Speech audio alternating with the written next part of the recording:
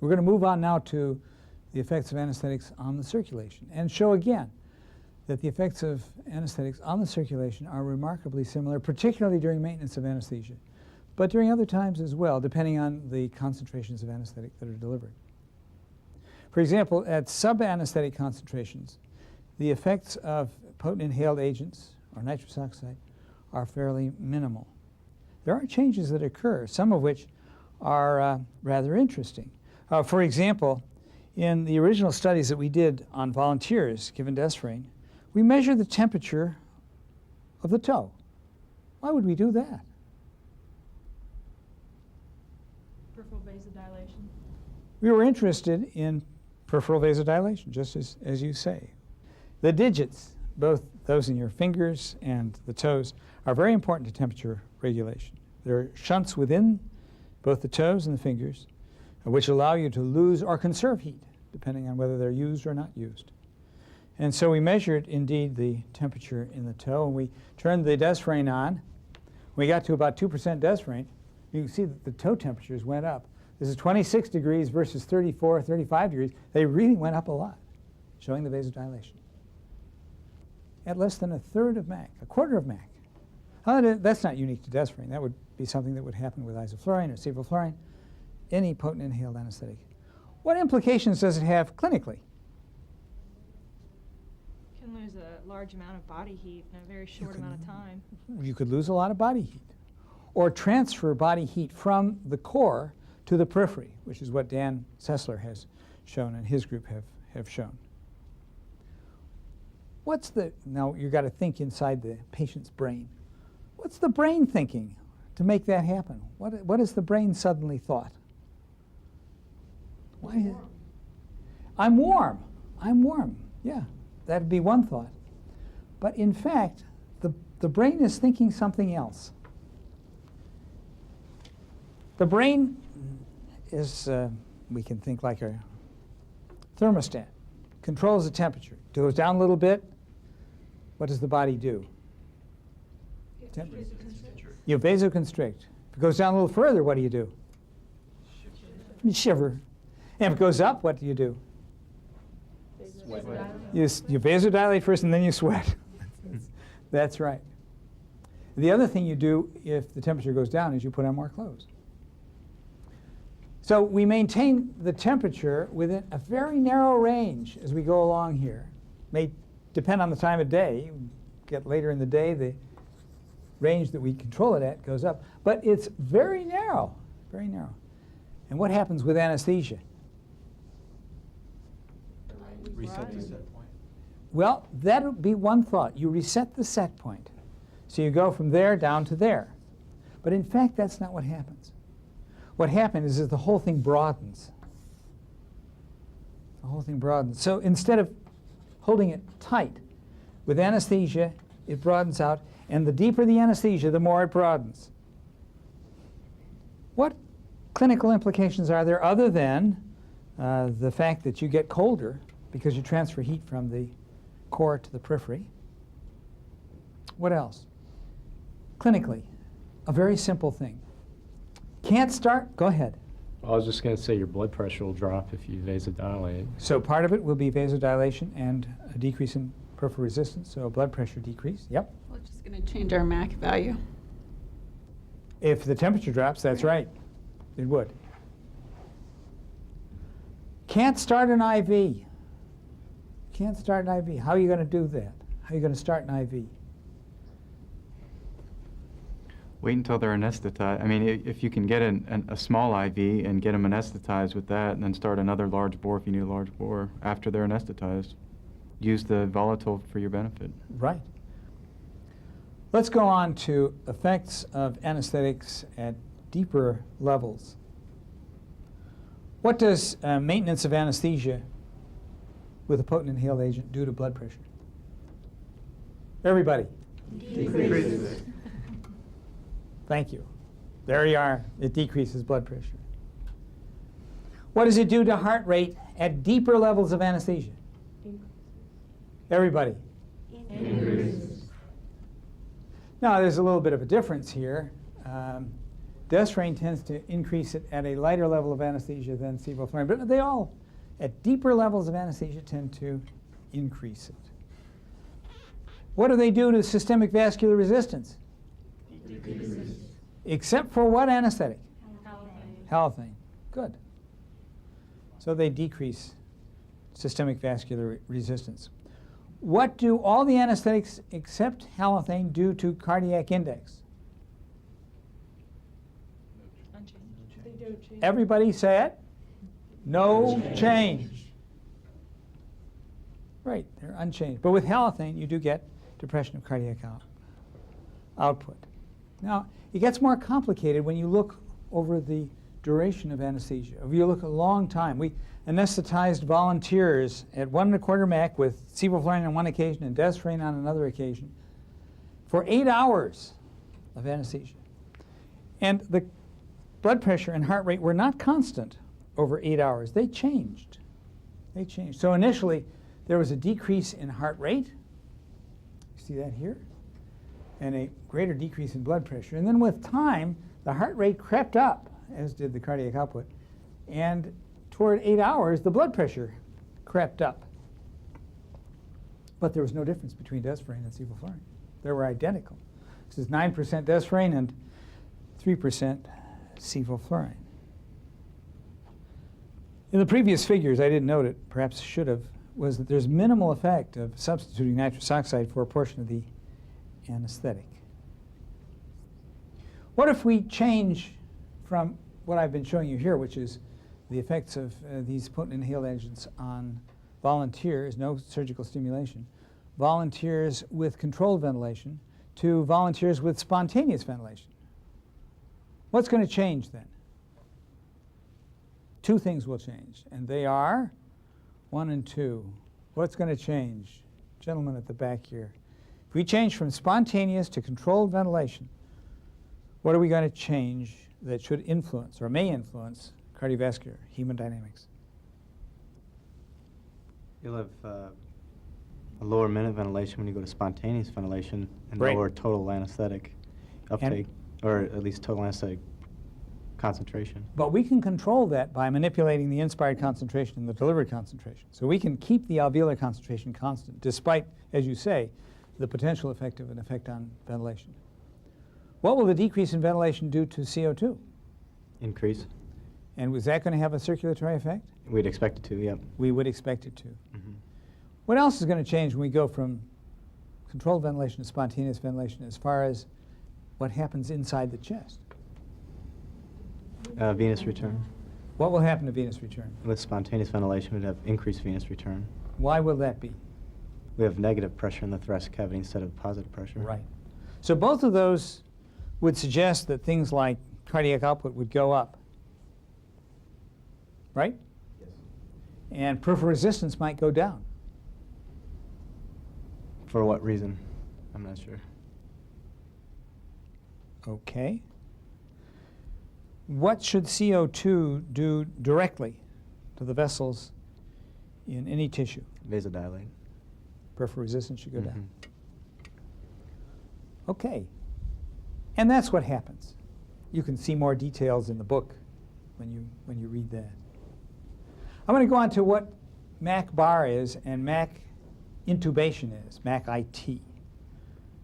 Again, let's have the definition of what's MAC bar? MAC bar is where you basically have blunting of your autonomic responses, 50% of people. Right. Blockade of the autonomic response. That's the bar part of this. And MAC intubation is the concentration at which you get suppression of the response to placement of a tracheal tube. The MAC bar may differ among the anesthetics. The differences aren't great. It appears that MAC bar is greater for sevoflurane than for desflurane or isoflurane. But these haven't really been compared in the same studies. We're going to look at a couple of examples of MAC bar in terms of the cardiovascular response to surgical stimulation now. Let's see what they are. James, we have a relatively healthy patient today for lumbar laminectomy, and we're about to start the incision.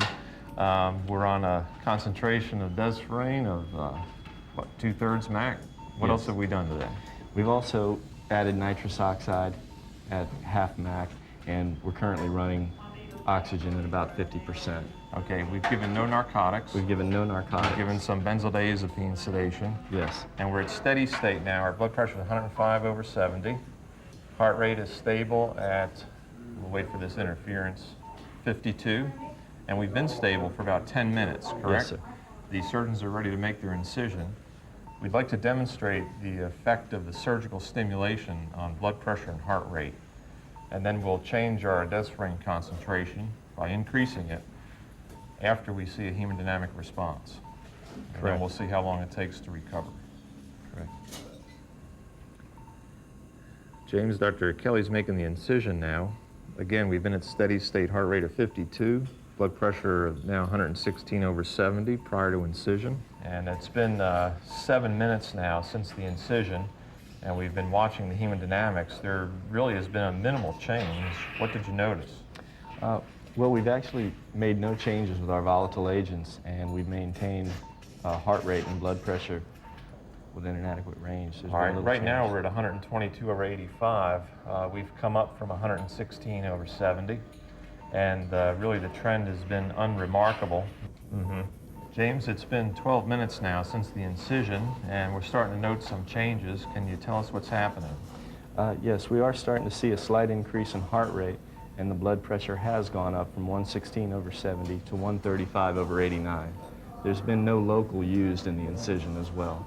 Okay, so then we could attribute this to the surgical stimulation. Yes. What would you like to do about it?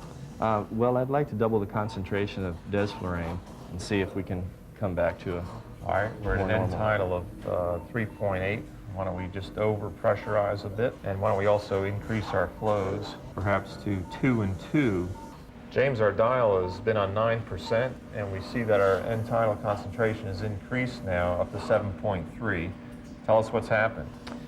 Well, as we've increased our MAC, nearing MAC bar, we can see that our heart rate has come back down to 61, and our blood pressure is almost exactly what it was prior to incision. Okay, we have another one cycling right now. Let's see what this one is. Noting that, indeed, it's only been 3 minutes now since we increased the dial, okay? But we've been at an end tidal for no more than 1 minute or so. And here again, our blood pressure is 114/82.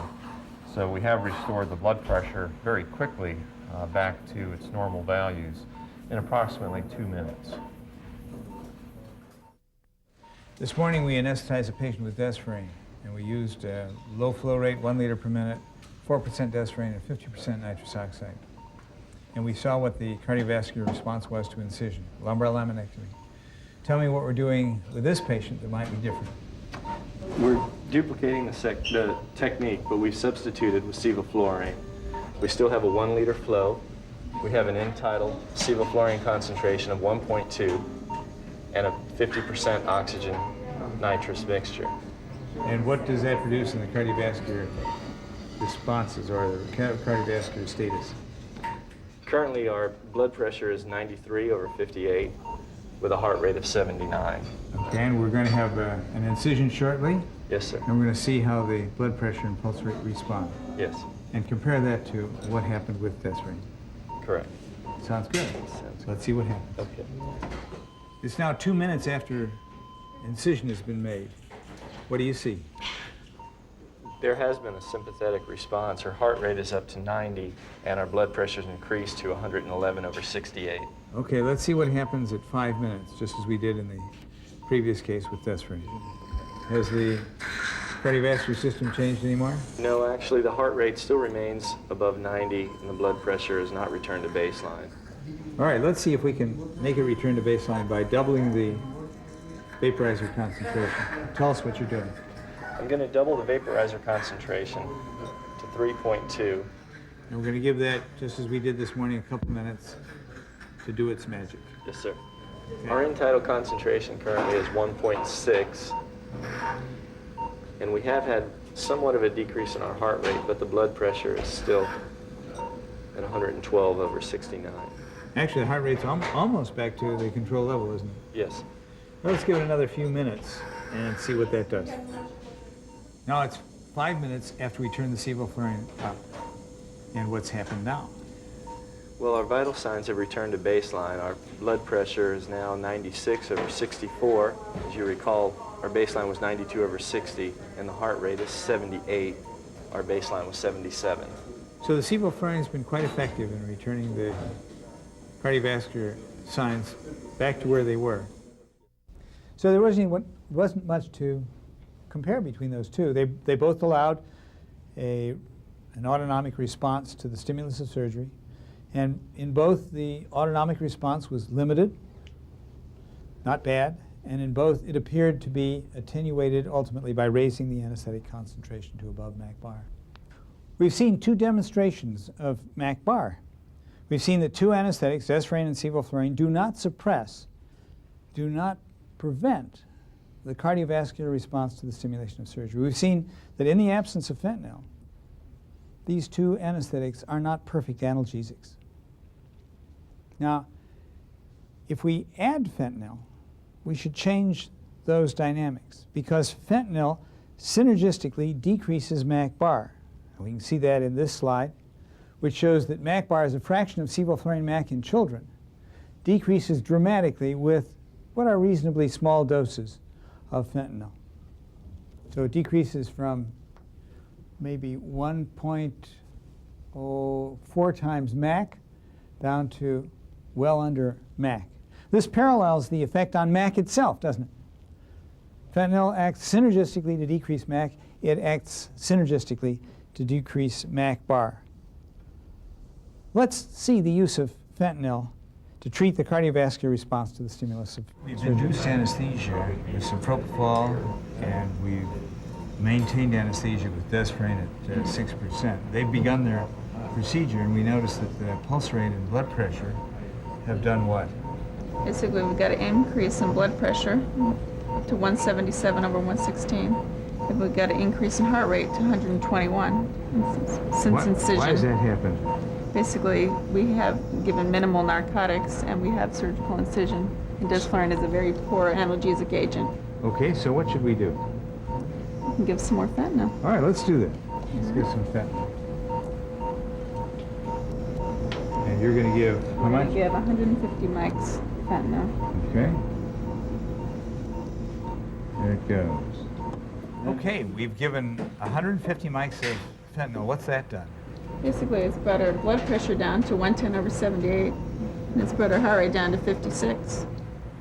What does that tell you about how analgesic or how much analgesia desflurane supplies?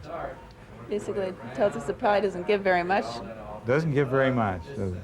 Okay. Just like all potent inhaled anesthetics. They're not very good analgesic agents. Okay? MAC bar is considerably above MAC itself. So is the MAC for tracheal intubation. So the MAC IT is well above MAC itself, or it can be. And the anesthetics may not act equally to suppress the response to tracheal intubation. So the arterial blood pressure at 2 MAC after tracheal intubation in healthy adult patients may go up much more with sevoflurane than it does with halothane or isoflurane. Now this may be artifactual in the sense that can we maintain 2 MAC? In which anesthetics are we apt to maintain 2 MAC better, particularly if the patients are breathing spontaneously? The more soluble ones. So maybe this simply reflects a difference in the amount of anesthetic that remains. And with poorly soluble agents, you may expect to see a greater response than with the more soluble anesthetics. Now we're going to turn to a different topic, which is differences among anesthetics in the response to induction of anesthesia, particularly at concentrations exceeding MAC. And the study that prompted all this was a study by Ebert. Ebert observed that with desflurane, going from 1 MAC to 1.5 MAC, you got cardiovascular stimulation. But if you did the same thing with sevoflurane, you got only cardiovascular depression. And this is from his work. Tom Ebert showed that the heart rate, when you increased the vaporizer setting from 1 MAC to 1.5 MAC, The heart rate went up, and then it came back down again, all in the space of perhaps 8 minutes or so. With sevoflurane, there was a progressive decrease in the heart rate, a difference now between desflurane and sevoflurane, where before, during maintenance of anesthesia, we saw no difference at all. Let's look at this in the operating room, showing the effect of doubling desflurane from 6 to 12% with no pre-medication with fentanyl. What we do is to increase our desflurane concentration, anticipating the incision. So why don't we double our dial concentration from 6 to 12%. 12% there. And with a fresh gas flow of 6 liters per minute, we have a relatively favorable time constant for the washing of desflurane. So if we draw our attention here to the inspired, notice how very quickly the inspired concentration of desflurane is rising. Immediately, in just 2 cycles, we've gone from 6 to 11 and approaching 12% on the dial. And because of the relative insolubility of desflurane, I think we're going to see a very rapid equilibration in FA over FI, aren't we? That's correct. Can you predict anything that might occur with this rapid increase in desflurane, noting the hemodynamics? Well, the patient had previously leveled off with a pulse rate in the 50s and a blood pressure in the 130s, systolic over 60s. We might see more of a hyperdynamic state in which the pulse rate and the blood pressure transiently increase.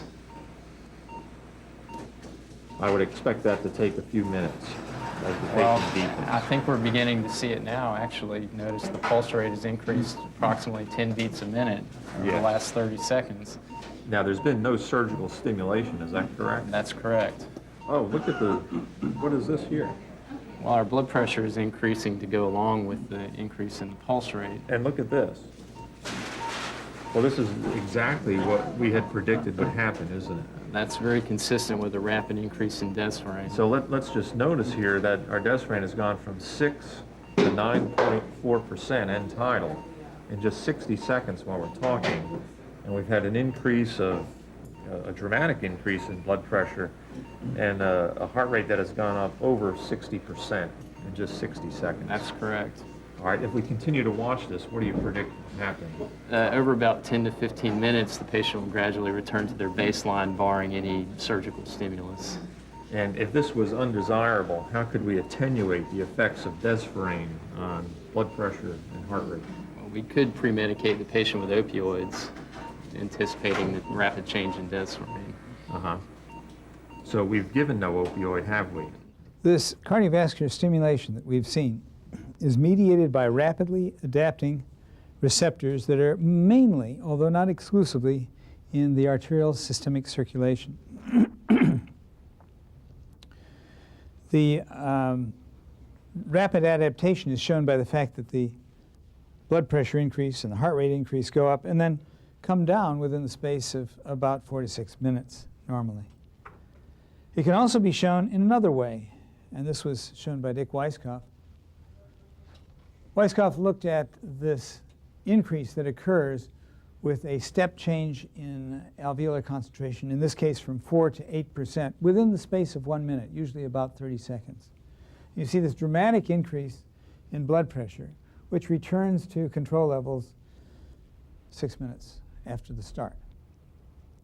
What was even more interesting was Weisskopf's study then had the alveolar concentration brought back to 4%, held for another 30 minutes, and then increased a second time to 8%. And look at the absence of any really meaningful change in the blood pressure. Did it a third time, and again, no meaningful change. So these receptors that mediate whatever this response is rapidly adapt to the higher concentration of desflurane. There can be minimization or elimination of this response to increasing concentrations of desflurane by one of several things. One can never go above 6%. If you never go above 6%, not a problem. Or you can go above 6% doing it very slowly, although there's a limit to how effective that approach is. Or, as was suggested in the film you saw a moment ago, you can give some fentanyl.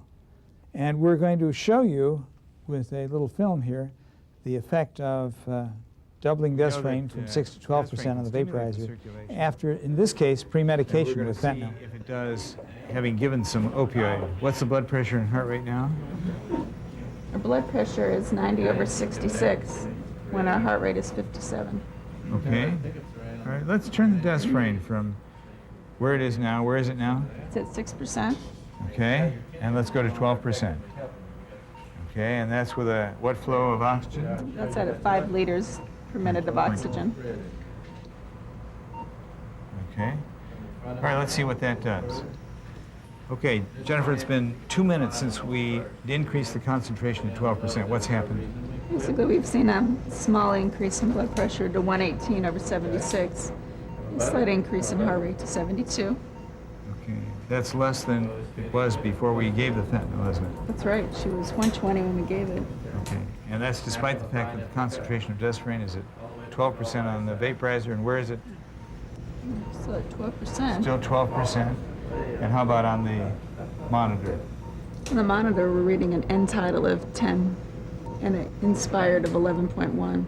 So what's the fentanyl done to her cardiovascular response to desfrane? It's blunted the cardiovascular response. It's blunted. It's attenuated. And that blunting has been shown in several studies, studies by Tom Ebert, studies by Weisskopf, such as this one where you see the original increase in heart rate or blood pressure without premedication, and then half that if you give 1.5 mics per kilo of fentanyl, and even less if you give higher doses of fentanyl. So you can minimize this cardiovascular response by giving a bit of opioid.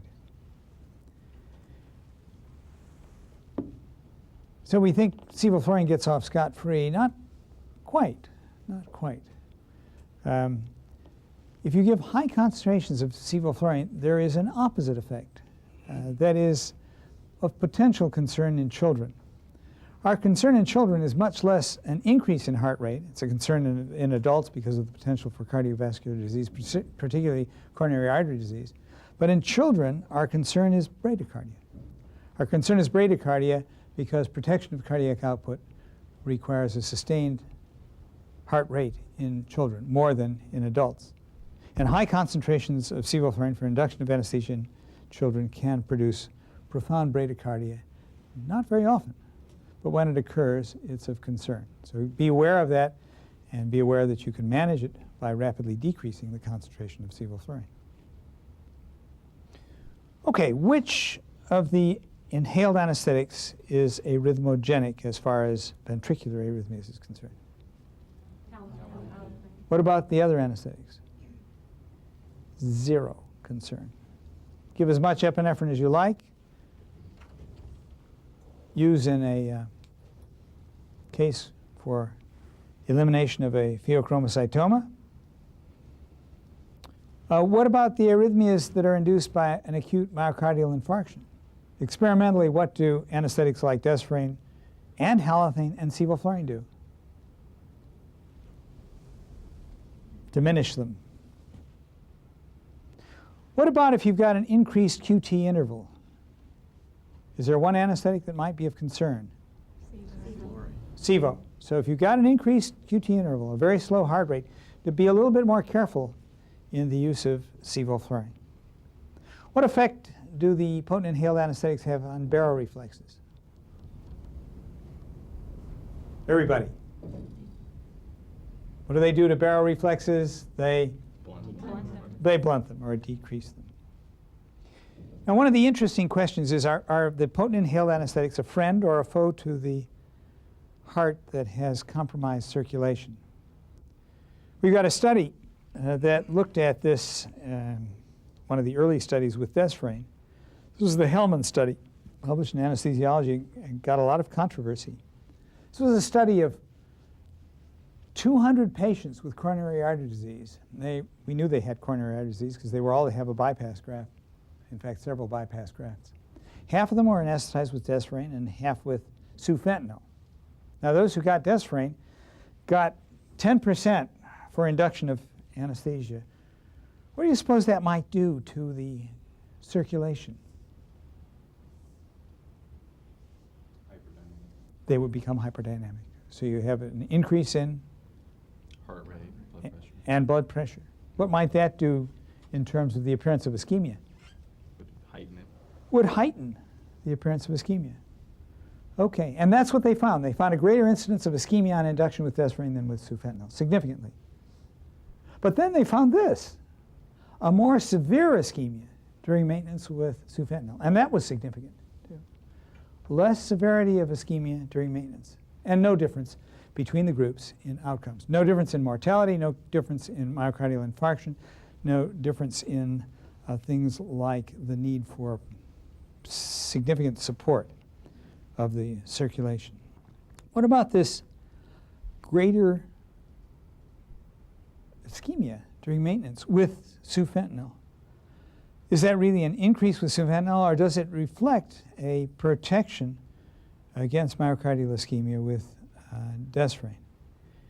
In fact, there's considerable evidence that suggests that we can get protection from the inhaled anesthetics. We know that you can get, using the inhaled anesthetics in experimental models, you can get enhanced contractile recovery after myocardial vessel inclusion.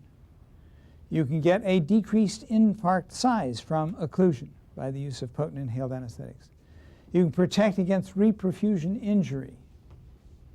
And these compounds may act similarly to mimic ischemic preconditioning of the heart. You all know what that is? Make the heart ischemic, and it's less vulnerable to subsequent episodes of ischemia. It's preconditioned. As far as the infarct size, the studies that have been done in animals suggest that desferrine has a greater effect, more protective effect, than propofol or isoflurane or sevoflurane. And that may be what we're seeing in this differential in the Hellman study. Desferrine may be protecting the heart, not that sufentanil is hurting it. I should add that for several studies comparing the various inhaled anesthetics among themselves or with opioid approaches to anesthesia, there's no difference, though, in outcomes in patients who are at risk of coronary artery disease. So they all are about the same. Now, another thing you should know about, and was of considerable controversy a while ago, was something called coronary steal. How can you steal a coronary? What is coronary steal? What is it? I thought coronary steal referred to vasodilation of basically normal healthy coronary arteries, and you would actually shunt or divert blood flow from the stenotic areas and have a resultant ischemia. Okay. Would you agree with that, Tracy?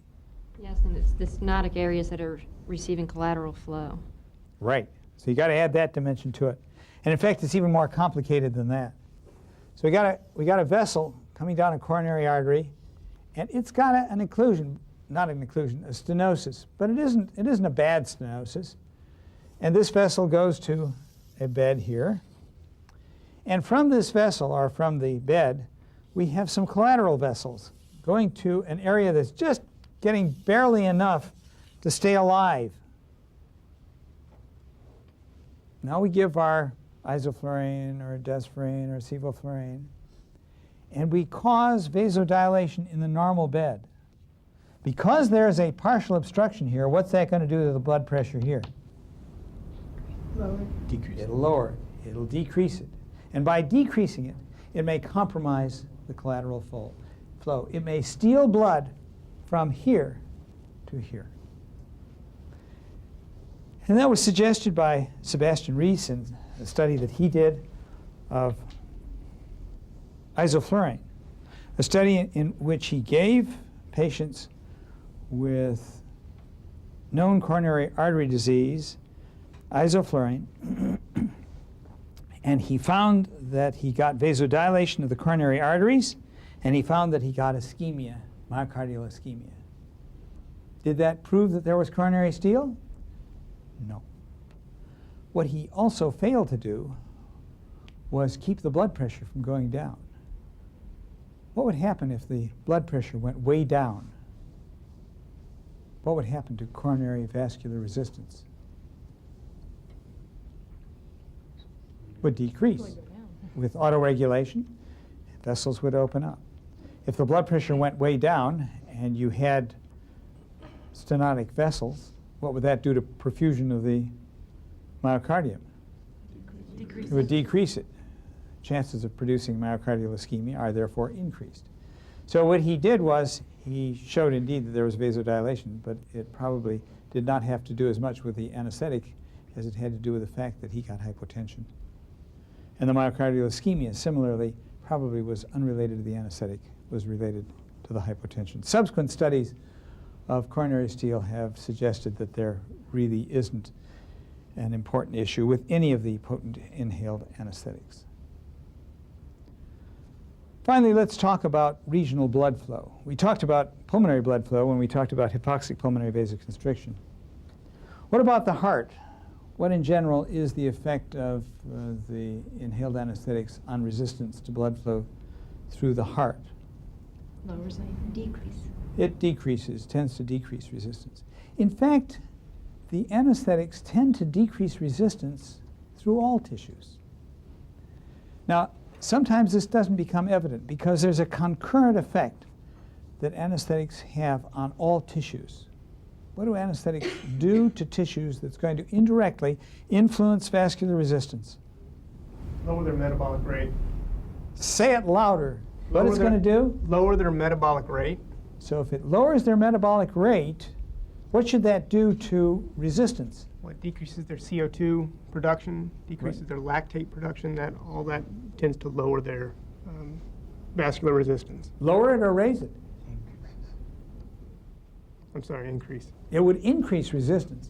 And the fact that you sometimes see no change in the face of that suggests that resistance is decreased or would tend to be decreased. You see increases in the oxygen in the venous blood leaving almost all tissues. So we have a tendency to a decrease in resistance, a tendency to sustained or even increased flow in some beds, particularly the brain, for example. We have a change in autoregulation. What's autoregulation? For example, what's cerebral autoregulation? What does that mean? Who wants to volunteer? We got several volunteers. Let's see, we haven't talked to you for a while. Within a given set point of range of blood pressures, the vascular beds either constrict or vasodilate to maintain that certain pressure within a wide range of blood pressures. Maintain blood flow. That's correct. Within a wide range. That's exactly right. A very nice description. What happens to autoregulation when we give an inhaled anesthetic, a potent inhaled anesthetic? So let me just draw what you've just said. This is blood pressure, and this is cerebral blood flow. We've got a range over which cerebral blood flow doesn't change despite change in blood pressure. And then you get below a certain level, and what happens to blood flow? Decreases. Goes down. And you get above a certain point. Increases. It will increase. What are these limits here and here? About what numerically? 50, 150. Yeah, about 50 and about 150. Okay? Now, what does anesthesia do to that?